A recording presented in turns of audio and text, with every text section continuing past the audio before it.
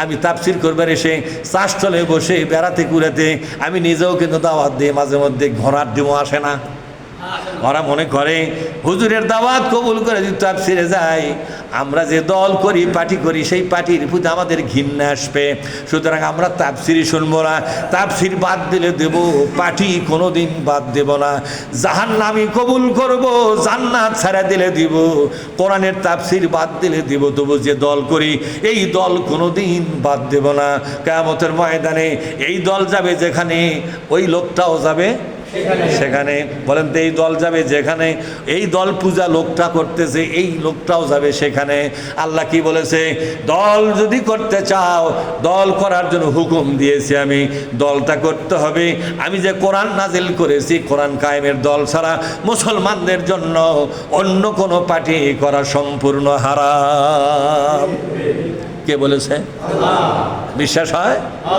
অন্য কোনো পার্টি করা হারাম। তাহলে আমাদের দেশে এই কোরআন কায়েমের দল পার্টি ছাড়া অন্য কোনো পার্টি মুসলমানরা করে কি করে না?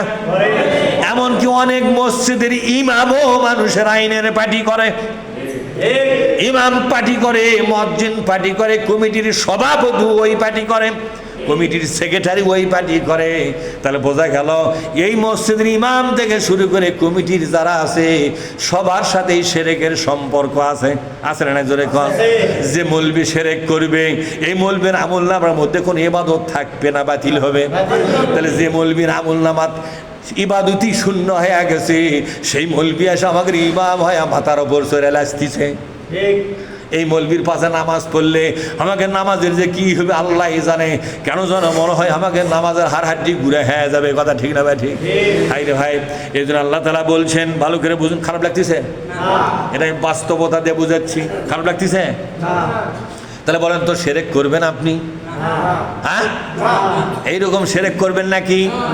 বাংলাদেশে কোরআন কায়েমের দল আছে না নাই? অনেকগুলো দল আছে। চরমনের একটা দল আছে, আছে না? আবার জামাত ইসলামী নামে একটা দল আছে। আপনি কোনো না কোনো ইসলামী দল ধরা লাগবে, আন্দাজে একটা দল করলে হবে না। যেই দল বলতেছে আমরা ক্ষমতাত গেলে আল্লাহর কোরআন কায়েম করব, ক্ষমতাত গেলে হাদিসের বিধান কায়েম করব, ক্ষমতাত গেলে বাংলাদেশের সংবিধান এমনভাবে ফিকে মারবো দিল্লির যায় পড়বে। কোন রাজ্যে পড়বে? জাতীয় সংসদে যে সংবিধান একেবারে পাথর খোদাই করে রাখছে, আমরা ঠিক মতো ধরবো, কুশা জোরে টান মারবো, হুয়াল হাইউল এই জিকির করবে এমন জোরে টান মারবো, এই সংবিধানের শিকড় পর্যন্ত উগরে তুলে এত জোরে ফিকা মারবো বর্ডার পার হয়ে দিল্লি যায় হাউমাউ করে কাঁদবে। কথা ঠিক না? আর এই জায়গায় আল্লাহর কোরআনকে আমরা সংবিধান বানাবো।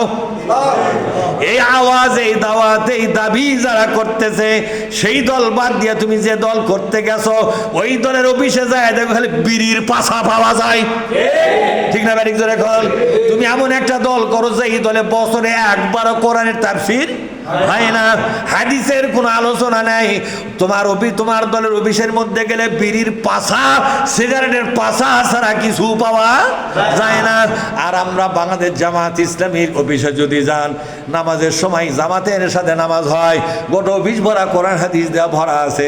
একটা বিড়ির পাছা আপনি চশমা এবং লাইট জ্বালায়াও আপনি খুঁজিয়া পাবেন না, একটা জর্দার কৌটা পাবেন না, একটা গুলের কৌটা পাবেন না। এই শালা মানুষগুলোকে এই সত্য দেখাবার পরও তো আসল সত্য চেনে না। কথা ঠিক না ব্যাটি? এই কানার বাচ্চা এই কেমন করে জান্নাত যাবে? কথা কন না কে? তুমি এমন একটা দল করতে গেছো যে দলে খালি বিড়ি খায়। কি খায় জোরে খান? নেতাও বিড়ি খায়, কর্মীও বিড়ি খায়, সমর্থকও বিড়ি খায়, গোটা অফিসের পায়ের তলে বিড়ির পাছা আর আপনার সিগারেটের পাছা, পাছা কেনা জোরে খান। আবার গোটা অফিসের সাইড টু সাইড মানে বিভিন্ন বোতল পাওয়া যায় কিনা জোরে খান? ছোট বোতল, বড় বোতল, সাদা পানি, কালো পানি, লাল পানির বোতলগুলো পাওয়া যায় কিনা জোরে খান? আরে বাপের বেটা, তুমি নামাজি মানুষ, তুমি দাড়িওয়ালা টুপিওয়ালা মানুষ, কোন কালে এইরকম নেশা আলা পার্টি করতে গেছো যে পার্টির অফিসে খালি নেশার কারবার হয়। কি কারবার হয়? এই কথা বলেন আপনারা, নেশার কারবার হয়।